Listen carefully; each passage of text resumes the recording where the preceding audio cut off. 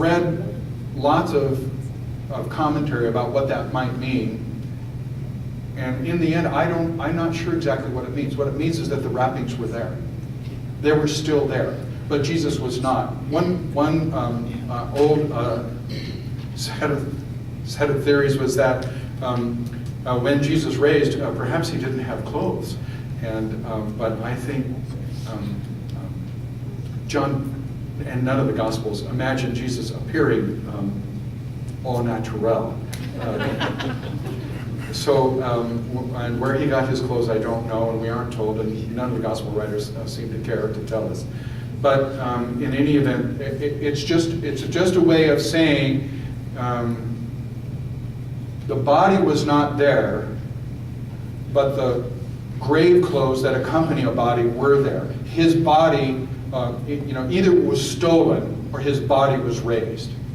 It's not imaginable that somebody had swiped the body in order to fake the resurrection, that they would have unwrapped it first, and then, if you'll forgive the phrase, lugged off the naked body.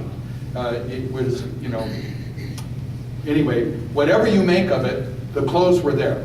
That's what's reported. I really think that some of the details are not explained as clearly to us as we would like, including exactly what Jesus meant when he said, don't cling to me because I haven't ascended to my Father. The fact of the matter is that the tradition, the oral, the preaching of the early apostles stuck in the church, and their preaching was about what had been seen and reported. And there were different people who saw and reported different things. And that preaching was kept alive, and it was not harmonized. They weren't too stupid to harmonize it. They didn't harmonize it. And they didn't tell us what all of the details meant. They just told us what was reported. And these are two things that were reported, including the preciousness of Mary's story. So there's the intimacy and all of that. That's what that story is really about. Yeah? There was a cute email going around. I don't know how true it is, that it was the custom in those days for a servant to wait on his master at the table, and if the master left the table and left his napkin crumpled up, that meant he was not coming back. Oh. He was finished. But if he folded it and went away, that was a sign to the servant he was coming back. That's very possible. If that's archaeologically the case, that's very cool. There's an email going around that said that servants waited on their master, and if the napkin was folded up, it meant he was coming back. If it was just tossed on the table, he was done. And actually, in some sense, we do that in restaurants nowadays too, some of us. Glenn?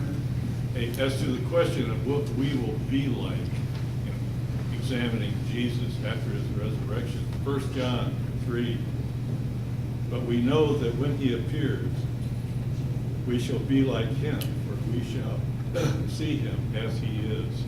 Yes. When he appears, thanks, Glenn. When he appears, we shall be like him. So between now and next week, spend some time thinking about what it means that we will be like him.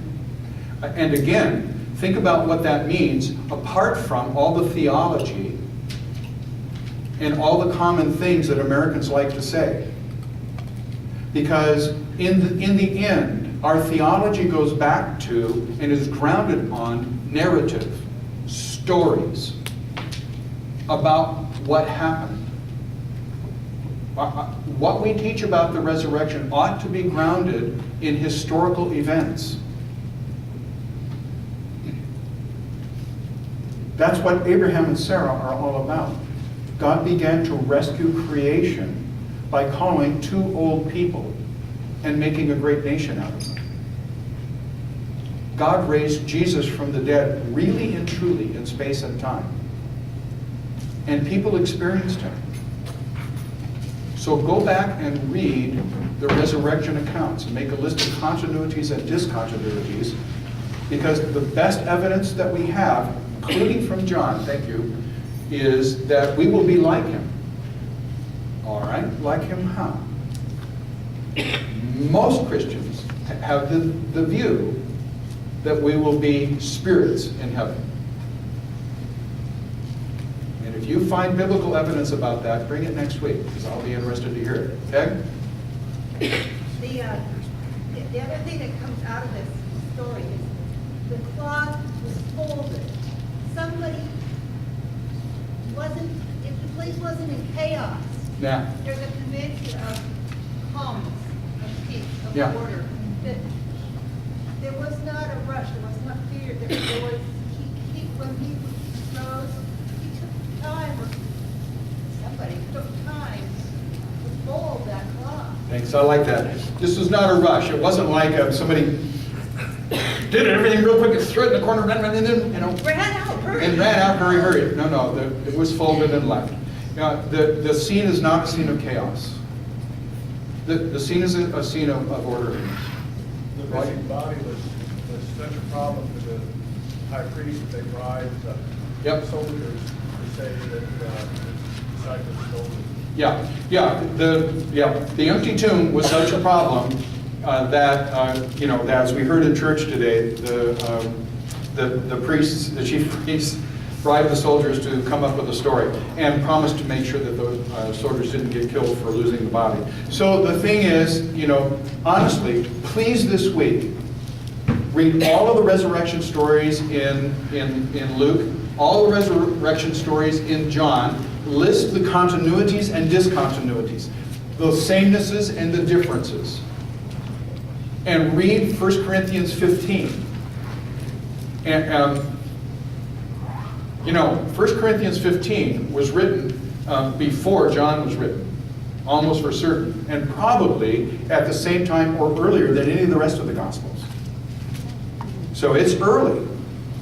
And early on, the Corinthian church is starting to entertain heresy about the resurrection. And Paul writes the letter to straighten it out. Why do we have letters in the New Testament? We have letters in the New Testament because churches are a sinful bunch.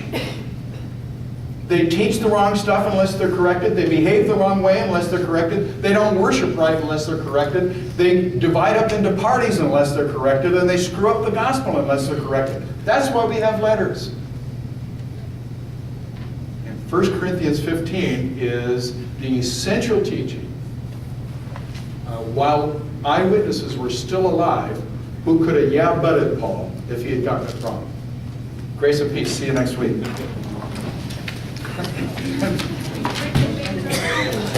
Yes, if you save your paper, it will save several branches of a tree, and bring it over to Sandra. Please bring your Bible next week. Well, I gotta go back next week. Sounds pretty interesting.